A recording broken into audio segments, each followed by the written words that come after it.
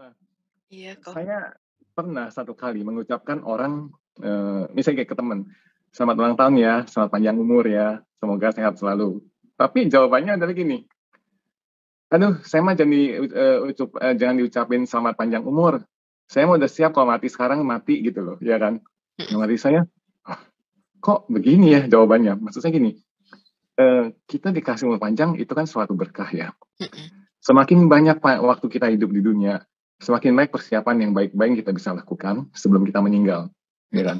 Tapi atas pertanyaan komentar itu saya bertanya, lu udah siap mati belum ya? Aduh, gue belum nih kayaknya nih.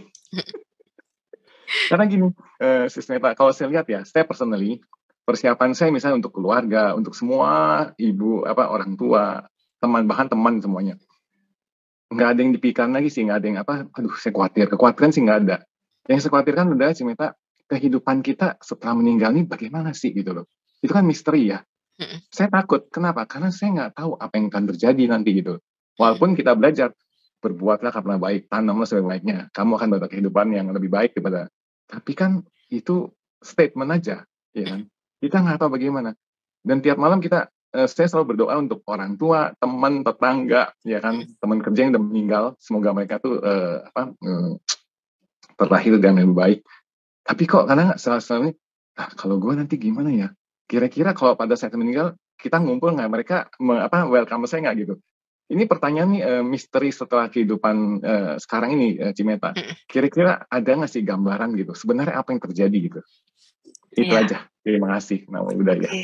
Terima kasih Ko Sugiharto. Jadi setelah kematian ini, semua kan tergantung pikiran terakhir. Kematian itu ditentukannya. Kalau kita sudah siap dengan kematian, kita selalu berpikir yang baik-baik. Jadi ketika kematian itu tiba, kita itu otomatis spontan langsung terlahir di alam dewa. Tapi dewa tingkat mana itu balik lagi ke kondisi kebajikan dan karmanya lagi. Dan setelah kita di alam dewa, karma itu terus tetap berjalan sesuai proses. Jadi ketika karma baiknya kita masih layak untuk terus di alam dewa, ya kita akan panjang usianya di alam dewa. Tapi kalau ternyata ada buah karma buruk tiba-tiba berbuah, kita lagi enak-enak di alam dewa, kita langsung hilang di alam dewa, muncul di alam lain. Bisa di alam peta, bisa di alam asura, bisa di alam neraka, bisa di alam binatang. Karena itu balik lagi sesuai kondisi karma masing-masing. Jadi sebelum kita tutup mata di kehidupan saat ini, selalu lakukan perenungan. Kalau bisa tiap hari sebelum tidur.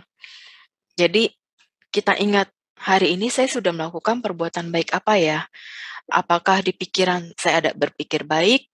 Apakah di ucapan saya hari ini ada berucap baik? Apakah di tindakan hari ini saya ada bertindak baik? Kalau ternyata ada buruk yang kita lakukan, ya udah kita cukup bilang ke diri kita, oke, hari ini saya ada berbuat salah, hari ini saya ada berbuat karma buruk, besok saya nggak boleh ulangi lagi. Saya harus lebih baik dari hari ini. Nah, habis itu kalau masih ada waktu meditasi dengan melakukan fokus, menjaga ketenangan pikiran, ucapan dan tingkah laku, setelah itu baru tidur. Jadi dengan perenungan seperti itu tiap hari, tentunya kita nggak perlu takut lagi ke depannya. Sudah pasti bagus dan semuanya akan berjalan dengan baik. Toh kalaupun kita ke manusia lagi, proses karma yang kita jalani saat ini, yang kita banyak lakukan, itu akan kita terima di kehidupan berikutnya. Toh yang kita terima itu bukan cuma satu kehidupan dari yang kehidupan ini, tapi akumulasi lagi dari karma-karma sebelum-sebelumnya. Kalau ada yang baik dan buruk belum berbuah gitu. Yang penting saat ini kita selalu sadari, saya harus berpikir baik, berucap baik, berbuat baik. Agar next selalu menjadi semakin baik, semakin baik, semakin baik. Itu aja. Terima kasih Ko Sugiharto. Terima kasih Cimeta. Sekarang kita mau ke pertanyaan dari Zoom ya. Ini sumbernya dari Hugh. Pertanyaannya, Sekarang kan marak orang trading saham atau kripto, bahkan sampai ikutan robot trading. Apakah ini termasuk dalam mata pencaharian yang benar, Ci? Kalau hal seperti ini, kita yang menanam sahamnya, kita melakukannya yang penting sesuai dengan ya aturan yang ada. Tapi kalau dari si pembuatnya, dia ada bermain curang di sana, itu urusan dia dengan karmanya. Yang penting kita pada saat ikut menanam saham, kita harus bisa memperkirakan kemampuan kitanya sendiri. Kita ngerti nggak nih?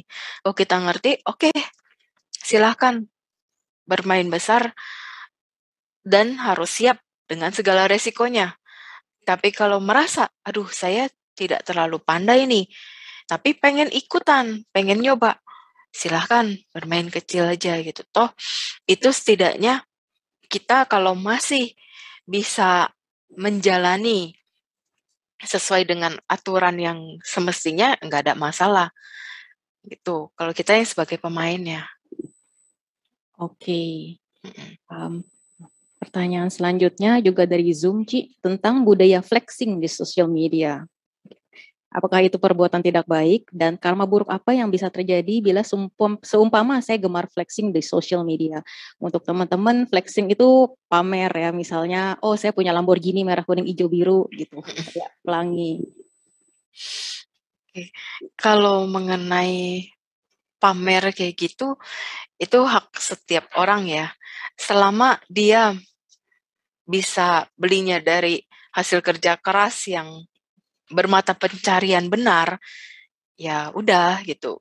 Kita ikut bermudita cita atas hasil kerja kerasnya dia, pencapaiannya dia. Kalau kita tidak bermudita cita, malah kita nyinyir, itu kita yang jadi karma buruk gitu. Toh dia misalkan mendapatkan barang mewah tersebut, memiliki ini dan itu yang dia pamerkan, tidak dengan mata pencarian yang benar, ya itu karmanya dia sendiri. Kalau kita ikut nyinyirin, kita ikut nambah karma buruk buat masa depan kita sendiri. Bukannya kita akan semakin baik, kita semakin hancur. Gitu. Oke, setuju. Oke, nextnya saya kembali ke yang raise hand, Cibelda, mungkin boleh di-unmute. Berhubung banyak pertanyaannya, dimohon langsung to the point aja ya. Silakan, Cibelda. Halo. Iya, halo. Ya, halo. Nama budaya Cimeta. Nama budaya Cibelda. Iya. Cimeta gini, ada 2 pertanyaan aja sih. Yang pertama itu kan tentang duka. Duka itu sudah setahun lebih mama saya meninggal, tapi sepertinya saya susah sekali menyiapkan duka gitu kan. Karena masih terbayang-bayang, masih kemelekatan gitu kan. Pikiran saya ini yang susah, tapi hati saya nih belajar untuk menerima kenyataan kehidupan ini nggak kekal gitu kan. Nah, yang kedua itu kehidupan rumah tangga saya dengan suami sejak dari awal menikah sampai sekarang sudah 6 tahun berjalan. Kita udah punya putri 1, usia sudah hampir berjalan 4 tahun putri kita. Nah, dari segi ekonomi, dari segi ketenangan, sepertinya tuh diganggu sama orang. Maksudnya orang ganggu rumah tangga kita, memfitnah kita, jelek-jelekin semuanya gitu, dari segi keluarga dia, terutama dari segi keluarga suami, dari teman-temannya dia, semua gitu kan. Sampai akhirnya kita benar-benar terpuruk dari segi ekonomi gitu kan, dan kita mau bangkit dari segi ekonomi ini susah sekali gitu loh Cimeta. Apakah ini ada hubungan dengan karma gitu kan, sehingga sampai kita pun tadinya kan tinggal di tempat suami, nah sekarang itu rumah jadi sengketa dengan cici adeknya. Nah, pindah ke tempat saya di rumah orang tua ini. Nah, beruntung sekali ini masih ada sisa rumah orang tua saya, jadi saya bisa bertempat tinggal di sini. Atau enggak, saya nggak tahu tempat tinggal di mana, bisa di kolong jembatan Cimeta, ya kan? Nah itu apa karma buruk saya dan suami ini berbuah dan sampai kapan endingnya gitu loh Ci? Sampai saya tuh karena putus asa, kok kehidupan yang saya jalanin tuh harusnya nggak seperti ini gitu kan? Gitu sampai saya udah pasrah. Ya, kalaupun emang ini harusnya jalanin, ya udah saya pasrah, asal saya bertekad akan keluar dari situasi ini, gitu kan. Nah, oke, Cibelda, jadi pertanyaannya, maaf harus saya potong.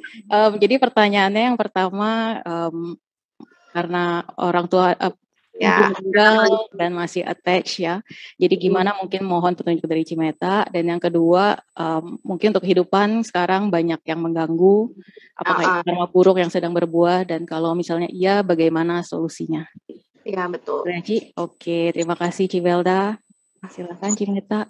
Ya, untuk yang pertanyaan pertamanya, kepikiran masih wajar. Merasakan kesedihan yang masih berat melepas, itu masih wajar. Karena kan namanya orang tua pergi, nggak mungkin kita dalam setahun atau baru berapa bulan langsung lupa, langsung bisa happy-happy.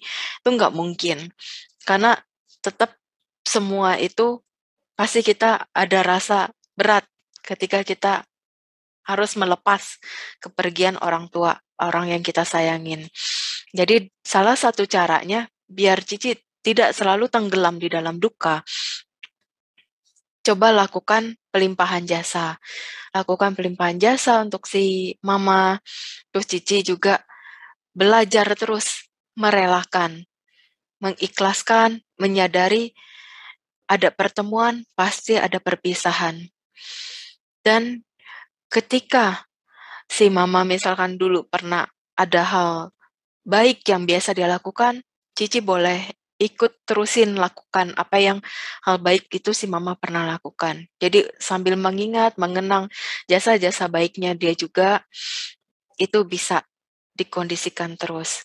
Terus yang untuk kedua, dari segala macam hal yang lagi Cici jalani, ini jelas buah karma buruk Cici sekeluarga ya, dari akibat perbuatan Cici dan keluarga juga lakukan dari kehidupan lampau. Jadi berkumpul dengan yang tidak kita senangi, yang dengan tidak kita cintai, itu memang duka.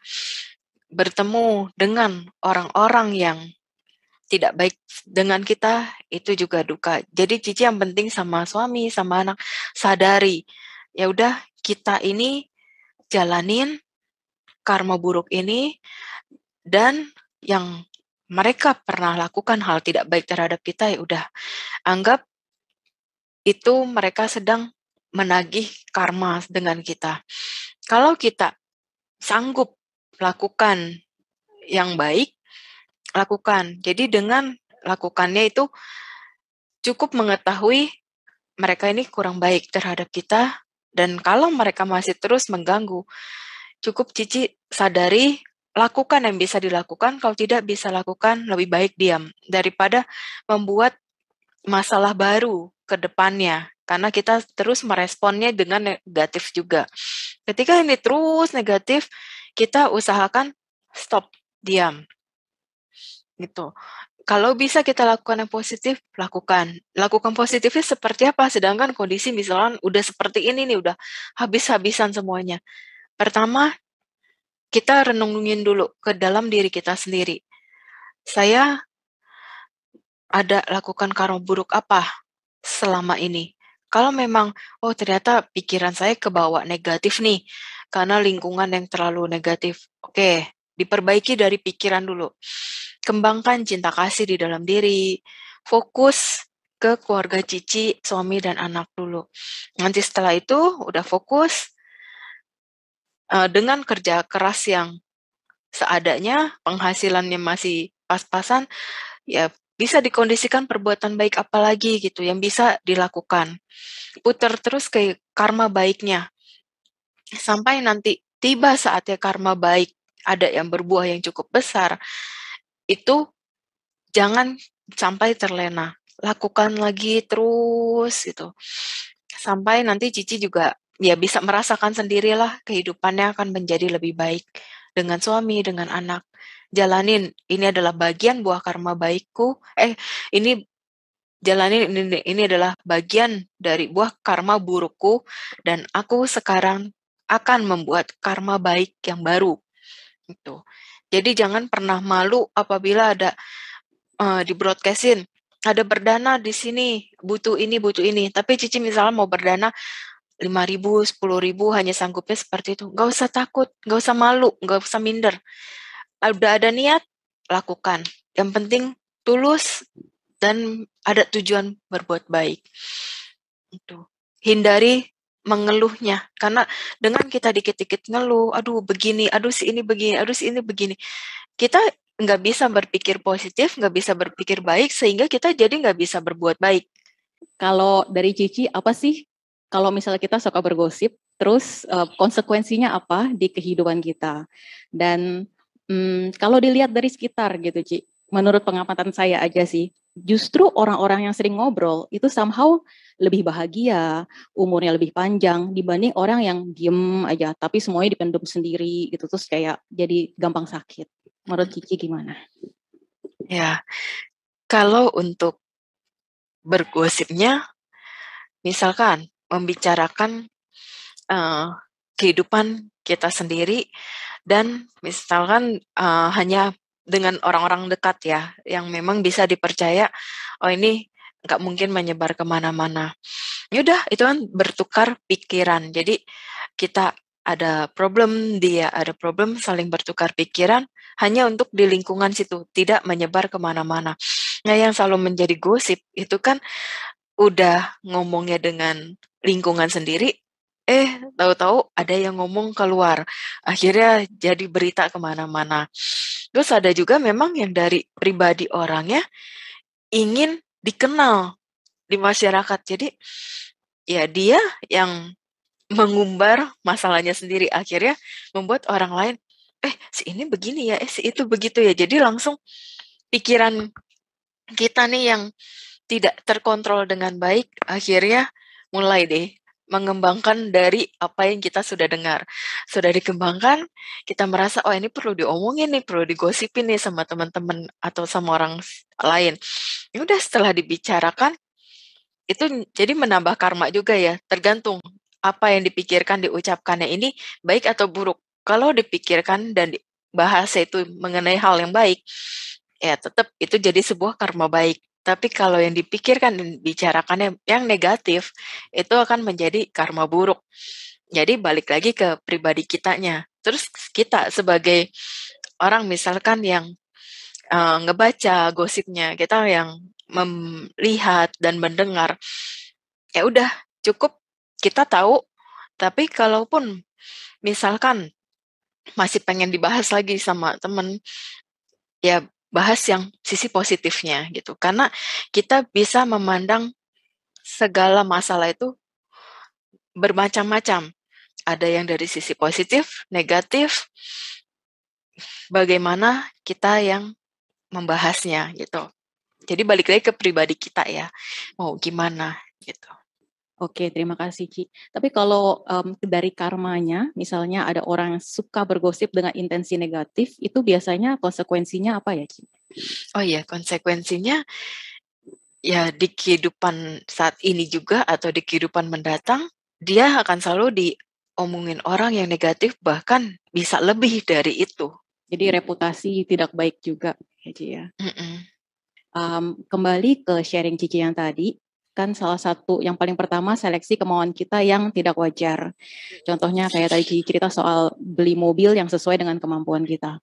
Nah, tapi kan kalau zaman sekarang nih Ci, orang-orang kan suka tuh kayak bilangnya, kalau umur 25 tahun belum ada 25 miliar, itu artinya kamu adalah seorang yang fail gitu. Jadi makanya banyak banget orang-orang yang jadi stres dan depresi gara-gara kemakan konten-konten kayak gitu. Di satu sisi mereka bilang kalau kita hidup nggak ada ambisi ya nggak maju. Tapi di sisi lain kan apa yang kita terima adalah buah karma kita yang sebelum-sebelumnya. Jadi kalau menurut Cici, apakah misalnya karma kita dapatnya segini, tapi dengan kita mau banget terus ambisi banget gitu, apakah bisa melewati itu atau karma lebih kuat? Ya, kalau kita mengikuti sebuah ambisi, itu tidak akan pernah ada habisnya dan berujung penderitaan. Kalau karmanya tidak nyampe dengan ambisi tersebut, akhirnya yang menderita siapa? Diri kita sendiri. Kita yang stres, kita yang depresi, seperti yang misalkan kita nonton konten-konten yang wah crazy rich itu kan. Jadi orang memiliki ambisi yang besar wah saya mau nih lebih dari ini. Akhirnya dia melakukan pekerjaan-pekerjaan yang tidak seharusnya dia lakukan demi bisa tercapai. Oke, misalkan bisa tercapai, dia memaksakan diri. Tetap karena itu dia mencarinya dengan bermata pencarian yang tidak baik, tidak benar. Pasti akan banyak masalah, akan banyak hal negatif yang terjadi di sekitar dirinya. Tapi kalau kita sudah memang punya ambisi, terus kita sadarin lagi, kita renungin, kemampuan saya tidak sampai nih untuk ke arah sana. Ya udahlah, yang penting sekarang saya fokus dengan hidup saya fokus dengan tujuan saya, dan saya selalu menyadari setiap hari pasti berubah dan ada perubahan. Tergantung bagaimana kita menyikapinya. Kita mau menyikapinya dengan pasrah, kita mau menyikapinya dengan kerja keras, berbuat baik, dan baca parita, meditasi. Jadi kehidupan duniawi dan spiritualnya berimbang, itu pun kita bisa bahagia dan sampai akhirnya kita bisa mencapai tujuannya kita. Ya, selama hal itu tidak berlebihan dan kita masih rasa, oke, saya masih bisa sanggup untuk mencapai ke situ dengan dikondisikan terus berbuat baik, kerja keras yang benar, bisa. Jadi ini balik ke pribadi orangnya sendiri-sendiri. Mereka punya ambisinya seperti apa. Mereka mau menjalankannya dengan positif, negatif, atau dengan hal-hal yang mereka nggak peduliin dulu. Yang penting dapat dulu. Itu harus siap resikonya. Oke, kalau saya boleh summary, jadi tetap kerja keras,